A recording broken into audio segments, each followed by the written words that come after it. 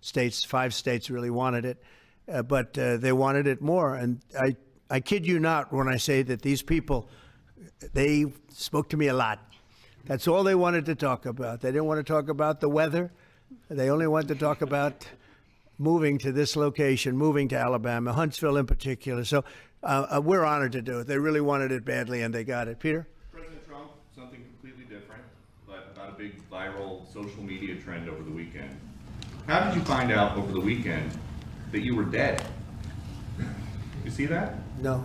People didn't see it for a couple days. 1.3 million user engagements as of Saturday morning about your demise. Really? I didn't see that. You know, I have heard, it's sort of crazy, but last week I did numerous news conferences, all successful. They went very well, like this is going very well. And then I didn't do any for 2 days, and they said, there must be something wrong with him. Biden wouldn't do them for months. You wouldn't see him. And nobody ever said there was ever anything wrong with him, and we know he wasn't in the greatest of shape. No, I heard that. I get reports. Now, you knew I did an interview that lasted for about an hour and a half with somebody, and everybody saw that was on one of your competitors.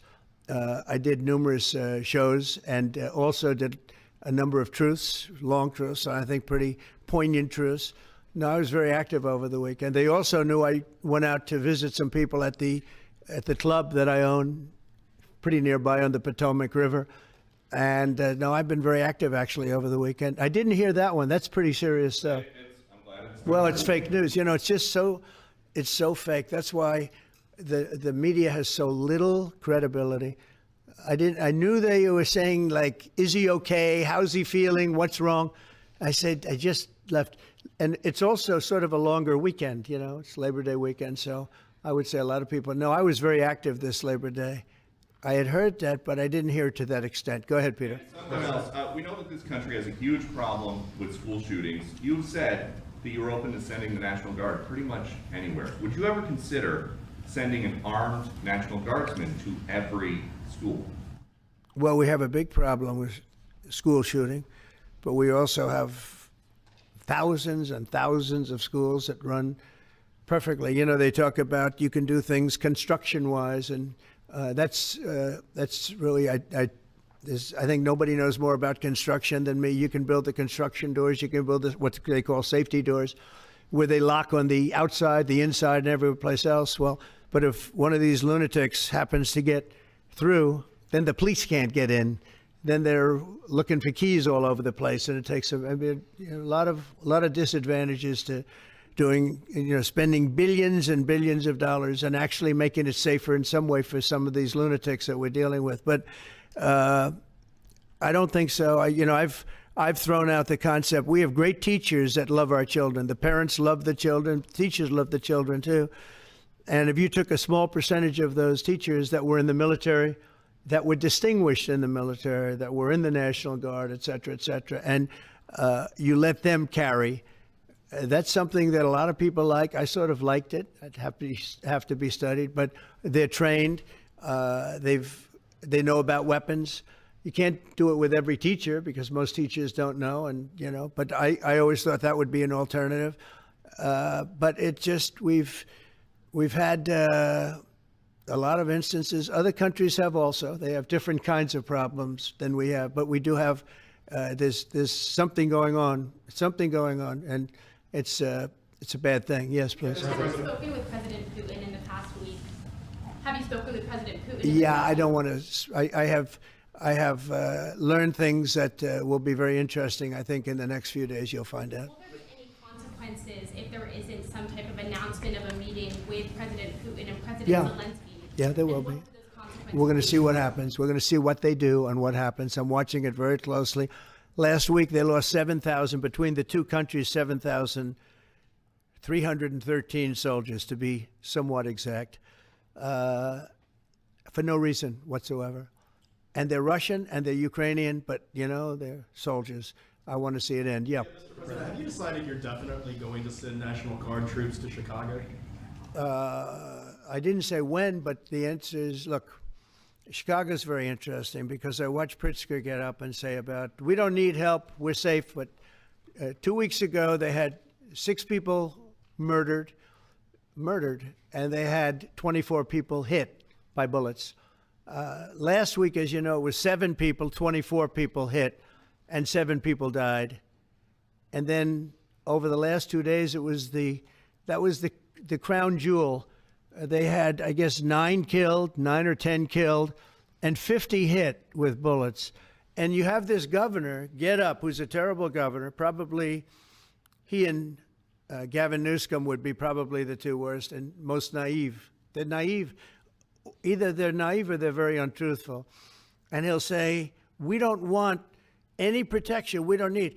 So in the last 3 weeks, he's lost almost 20 people killed. There's no place in the world, including you can go to Afghanistan, you can go to places that you would think of. They don't even come close to this. Chicago is a hellhole right now. Baltimore is a hellhole right now.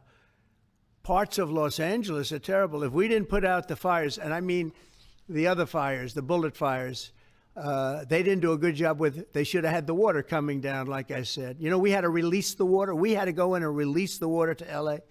It's so badly run. But if I didn't send the National Guard into Los Angeles, I would be making an announcement today. I'd be talking about Huntsville, and I'd simultaneously be saying, by the way, the Olympics is not coming to Los Angeles. If we didn't do that, and even the sheriff, the top law enforcement person in Los Angeles said, we could not have handled it without them.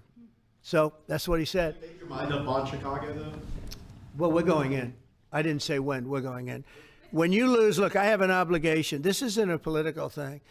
I have an obligation. When we lose, when 20 people are killed over the last 2.5 weeks, and 75 are shot with bullets. So let me tell you a little story about a place called D.C., District of Columbia, right here where we are. It's now a safe zone. We have no crime. It's in such great shape. You can go and actually walk with your children, your wife, your husband. You can walk right down the middle of the street. You're not going to be shot, Peter. You're safe. Everyone likes you anyway. They probably wouldn't do it. But it's so dangerous. And there are people in this audience that you've suffered greatly. There are people in this audience that have been mugged and hurt badly, and they don't want to talk about it. Maybe you were very brave in talking about it. You made quite an impression on a lot of people. I appreciate it. But there were other people in this room that have been hurt very badly just walking down the street in D.C.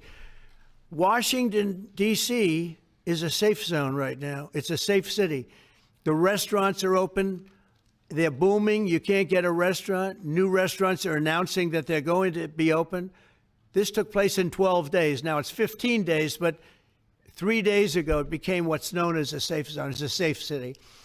And this city was really bad, really, really bad. We took 1,600 people out, hardcore criminals that will not be coming back anytime soon.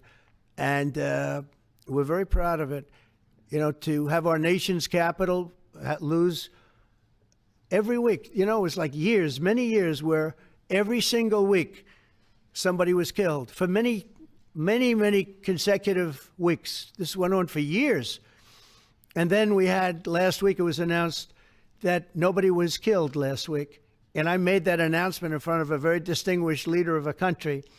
And I'm saying proudly, ladies and gentlemen, nobody was killed in Washington, D.C. this week. He looked at me like, what's that all about? I say, yeah, we have a little bit of a crime problem.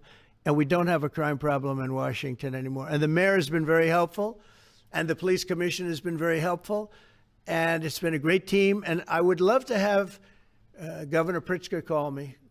I'd gain respect for him and say, we do have a problem, and we'd love you to send in the troops, because you know what?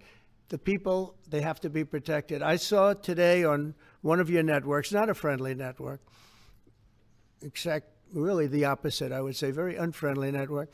And they interviewed about 12 people on this morning. Most of them were African American, who were black. And they were saying, please, please, please let the president send in. These were people from Chicago. Please, we need help. We need help. We can't walk outside. We're petrified. If the governor of Illinois would call me up, I would love to do it. Now, we're going to do it anyway. We have the right to do it because I have an obligation to protect this country. And that includes Baltimore. I saw where Governor Moore was asking me to take a walk down the street of Baltimore. Well, Baltimore is a very unsafe place. It's rated number 4 in the city, one of the most unsafe places anywhere in the world. But, you know, we took care. This was a beautiful thing that happened in Washington because we showed that it could be done. And this wasn't just sending big, strong guys, and they are big and they are strong. You know, we had a great decision from the Supreme Court that had to do with sort of talent. It had to do with you are put down based on merit. You can hire based on merit. So merit for a soldier or for a policeman is strong, physically fit, having a certain ability, not a person that is woke and got the job through woke, but wasn't strong enough to lift a gun out of the holster, et cetera, et cetera. No, I looked at the police. As you know, last week I went over, we had a meeting there had to be 300 people, and they were all very impressive looking. And when the bad guys see them, they're not going to do a thing. And so I'm very proud of Washington. It serves as a template, and we're going to do it elsewhere. But Chicago is certainly going to be high. I would love to have him call. I would love the governor of Illinois. I'd be honored to take his call. All he has to do is say, sir, we need help. It's out of control. And everyone knows it is. He's not kidding anyone.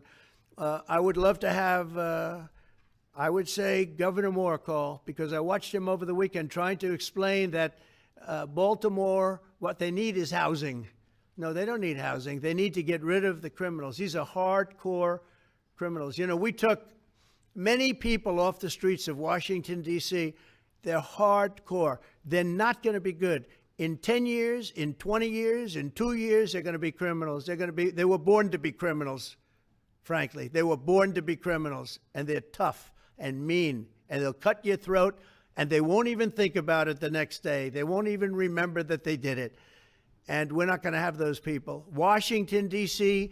is now a safe zone. It's a safe place. And you can walk, Katie, you can walk right down the street with, by the way, one of the biggest human beings I've ever seen, which is her husband. He was a football player for like 11 years in the NFL. He's a big person. But big doesn't mean anything when they have guns and when they have knives and everything else that they have, right? But you can walk right down the street, even by yourself, and you're totally safe. Washington, D.C. is a great thing. Yes, ma'am, please. Mr. President, as you're calling on Democratic leaders across the country to work with you on crime, do you see your efforts here in D.C., including, for example, working with Mayor Bowser here as a model for bringing more bipartisanship in matters not only with crime, but also issues that matter to everyday American people's lives? So Mayor Bowser's been great. She could have taken the thing, oh, well, and then after I clean it up, they'll take credit for it. You know what they do is they take credit. Like, we cleaned up Los Angeles. We did a great job there. And it was overwhelming what was going on. And again, the police chief made a statement that we could not have done, there's no way they could handle it. You saw what was happening out there. It was going to be a disaster. We stopped it cold. If we didn't do that, would have been a very sad day. And you know, remember, we have the Olympics, we have the World Cup, we have all these things coming, and we have 250, all of these things coming.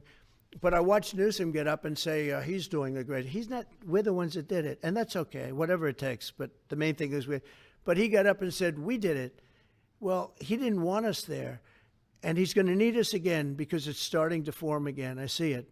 It's starting to form again. You know, we have to maintain. It's like maintenance on an airplane. You can buy it, but you have to maintain it. And if you don't maintain it, a good plane becomes very unsafe very quickly.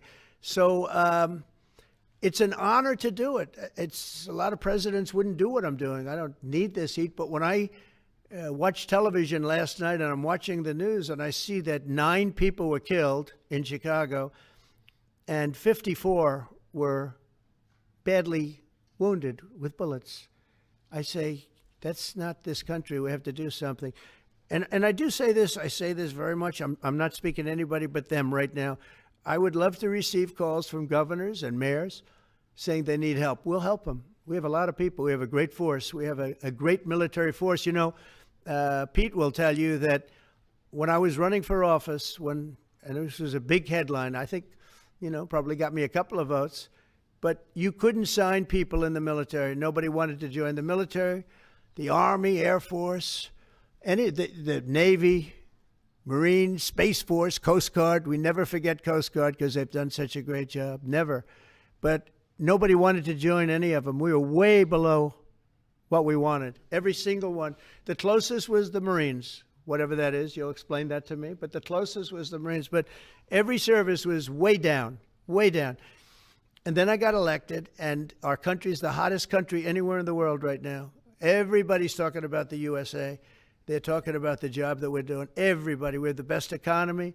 We have a very, very important decision being made by the Supreme Court because our country is the richest, the strongest, the most powerful. But if for some reason some liberal court, I'm talking about the court that just ruled, where even an Obama judge voted in favor of us, which I gave him a compliment yesterday, as you know. I said that took great courage.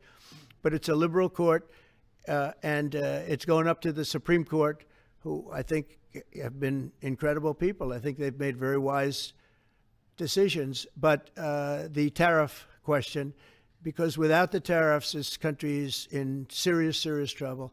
We've taken in almost $17 trillion of investment is coming in. Most of it is coming because of tariffs. And if for some reason somebody wanted to be politically correct, I actually think it's unpolitically correct. I think politically correct is to approve it because there's nothing so popular as what's happened to our country. Our country is doing so well. But we had a liberal court gave us a very shocking ruling, and that ruling is basically saying that the trillions of dollars that are pouring into our country, putting us in a position like no country is anywhere in the world, that they'd like to see us that taken away. By the way, a lot of the people behind that lawsuit, that particular, are from foreign countries. I might add. There's a video that is circulating online now of the White House where a window is open to the residents upstairs and somebody is throwing a big bag out the window. Have you seen this? No, that's probably AI generated. So Actually, you can't open the windows. You know why? They're all heavily armored and bulletproof. so that's a fake video. Well, it's got to be because I know every window up there. The last place I'd be doing it is that because there's cameras all over the place, right? Including yours. No, but every window, I've never seen a window that's, in fact, my wife was complaining about it the other day. She said, love to have a little fresh air come in, but you can't. They're bulletproof. And number one, they're sealed. And number two, each window weighs about 600 pounds. You have to be pretty strong to open them up. No, that has to be, where was the window? Let me see.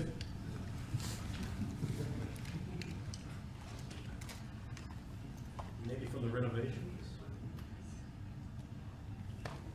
Which is the window? It looks like this is on the 15th Street side, I think. Yeah. So right here. Yeah, those windows are sealed.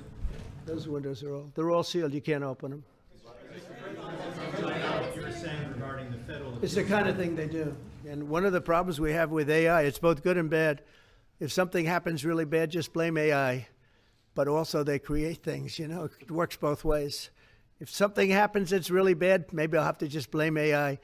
But there's truth to it because I see so many phony things. I saw something as I was growing up from the time I was a baby till now. I said, who did that?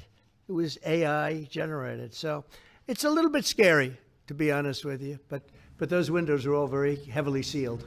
Thank you, Mr. President. I want to follow up with what you were saying regarding that federal appellate court that ruled against you and your administration as it relates to your ability. Well, they ruled against our country, the court, and they ruled against us before. It's a very liberal court. You called it highly partisan in your Well, social it certainly media is. posts. It certainly and is. in fact, it was along ideological lines, 7-4. Well, except that we actually got one of the Obama judges that was appointed by President Obama voted in favor of the tariffs because he felt it was imperative for our country to thrive and survive even. And I gave him credit. I said, you know what? That took a lot of courage for him to do it because you don't see that often. So my question is, I suspect you're going to appeal that all the way to the Supreme Court. Well, we already have, yeah. In fact, we're doing something else. We're going to be going to the Supreme Court, we think, tomorrow because we need an early decision. I mean, look, the financial fabric of our country, we're a rich, incredible country right now. And we're able to, you know, other countries use tariffs on us for years. and we never did. I did a lot during my first term, but then we had COVID and we had to focus on other things. You couldn't be tariffing Italy, Spain, France, as they were dying by the thousands and millions. But we did with China, and China paid us billions and billions of dollars. And I started the process, but then I had to end it a little bit because of COVID. We focused on that. But no, it's a very important decision. And frankly, if they make the wrong decision, it would be a devastation for our country. We've taken in trillions of dollars. And by the way, all these countries signed agreements. As an example, they're all happy. Everybody's happy. But some whack job put in a lawsuit. It went before a very liberal court, and the liberal court ruled, it was 11, they ruled 7-4, with one of the most liberal of them all voting in our favor because they're patriots. I think I give tremendous credit to that judge. And now it's going to the Supreme Court. Now we're going to be asking for early admittance. We're going tomorrow, and we're going to ask for an expedited ruling because, when you look at the stock market's down today, the stock market's down because of that. Because the stock market needs the tariffs. They want the tariffs. If you look at AI, all of those, all of that money that's going to be invested, trillions and trillions of dollars, the biggest thing, bigger than the internet, I suspect. It's the internet plus 3 or 4 other things combined.